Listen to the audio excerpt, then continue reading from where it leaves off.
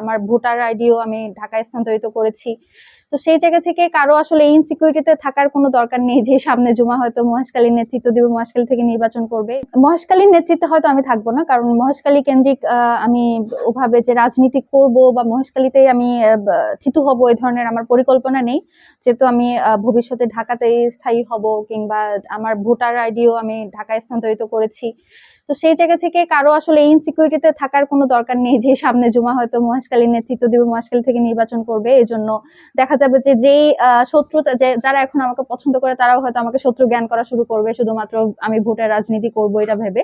তো আমি আসলে মহেশখালীর ভোটের রাজনীতিতে সজ্ঞানেই কখনো যাব না। যদি কখনো পট পরিবর্তনের স্বার্থে যদি কখনো যেতে হয় সেটা ভিন্ন আলাপ। তবে আমার এখনো পর্যন্ত কোনো পরিকল্পনা নেই। কিন্তু একজন নাগরিক হিসেবে কিংবা এই এলাকার মেয়ে হিসেবে, কিংবা ধরুন যে এখানে বেড়ে ওঠার হিসেবে আমার এখানের প্রতি একটা দায়বদ্ধতা রয়েছে। কারণ আমি এখানের মডেল প্রাইমারিতে পড়াশোনা করেছি, মহেশখালী গার্লসে পড়াশোনা করেছি, আমার বাড়ি ঘর এখানে, আমার বাবা মা এখানে থাকবে, তাদের স্বার্থে হলেও আমাকে কথা বলতে হবে। তো সেই একজন সোশ্যাল অ্যাক্টিভিস্টের বা পলিটিক্যাল অ্যাক্টিভিস্টের জায়গা থেকে আমার যেটুকু বলার জায়গা আছে সেটুকু আমি বলার চেষ্টা করি।